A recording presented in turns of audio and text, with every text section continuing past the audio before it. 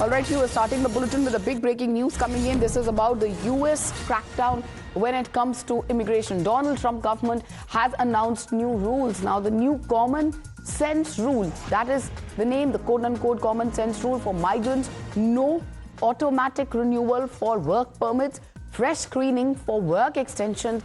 Basically, Trump ending the Biden-era migrant policy. So let me give you a little bit more details on the same, viewers. The Donald Trump administration has come up with a new rule for migrant workers that will impact their stay and authorization to work in the country. This will be ending a Biden-era administration practice that allowed certain immigrants to keep working legally after their work permit had expired and as long as they had filed a renewal application on time. So that's the latest coming in. What does it mean for India, for Indian workers who do immigrate abroad, migrate abroad? We have my colleague Srinjoy, who's joining us on the broadcast. Srinjoy, U.S. crackdown on immigration, Trump government announcing new rules, the new common sense rules for migrants, no automatic renewal for work permit, fresh screening for work extensions. What does it mean for Indians migrating abroad? Over these few months, you have seen a trend. Donald Trump is cracking down on migrants, on immigrants. Well, some of them are illegal immigrants, and he has every right to do that. Apart from that, even apart from that, there is a tightening of policies. Once again, you see a further tightening of policies. This is very different from the Biden era, those 4 years of Joe Biden. Now, what we are hearing is that apart from what you very rightly said, if you have a green card, then it's a permanent thing. There's no problem there. Apparently, if it's an H-1B visa, if it's an F-1 visa, there ought not to be problems. But then again, we don't know for sure. You saw what happened with this $100,000 payment for H-1B visas. It was initially for everybody, and then it was not for X, not for Y, not for Z, and so on. So this is the first blast of this one about renewals of visas for immigrants or authorization permits for immigrants. Now we have to see how they refine it, what they actually mean by it. Yes, at this point, what is clear is you have a permit, a work permit, and if you applied for it and you haven't got it, then you can't work. That's actually the bottom line.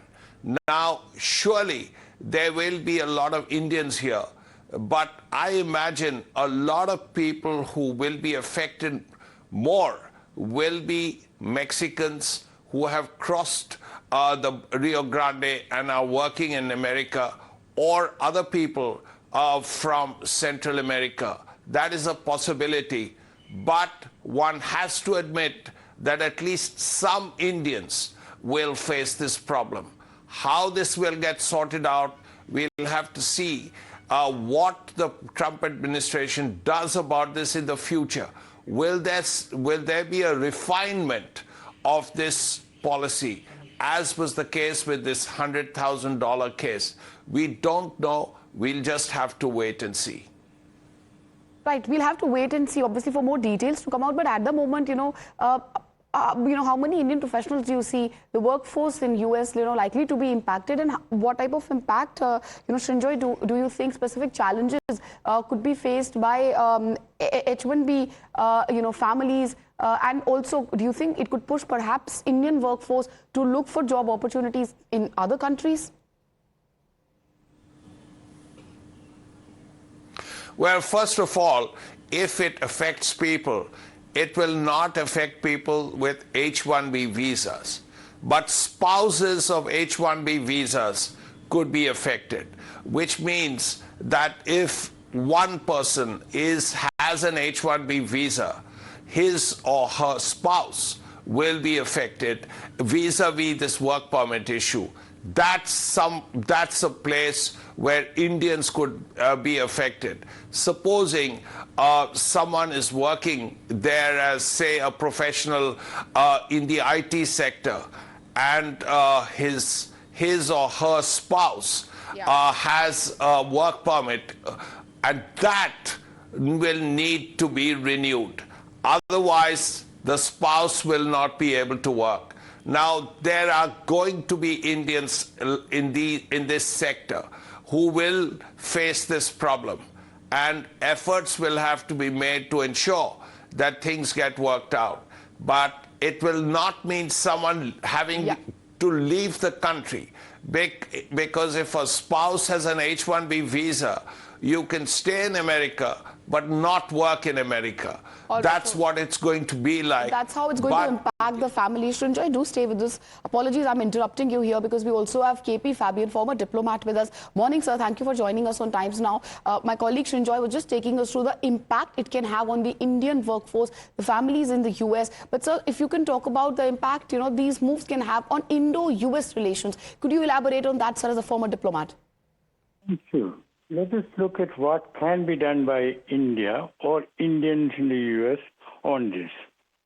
I do not think that India is taking up this matter bilaterally, officially, with the United States will produce much concrete result.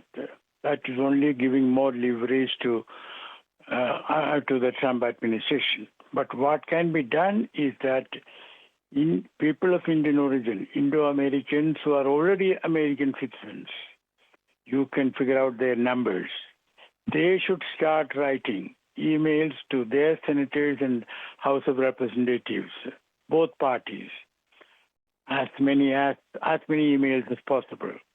And that will have an impact. And Trump should be told that he cannot, I repeat, he is destroying the support which the Indian community has given to him as well as to his party.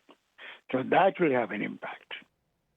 All right, so this is certainly a big move by the Trump administration, the impact it has on the Indian workforce in the U.S., on the H-1B families, and obviously the Indo-U.S. ties. All of that we'll have to wait and watch as and when more details of the changes which have been now imposed by the Trump administration that becomes clear. At the moment, what we know is that what has been eliminated is the automatic extension of employment authorization documents. Now, this move, how it impacts foreign workforce, especially Indian force, very, very significant for India. We have another big break.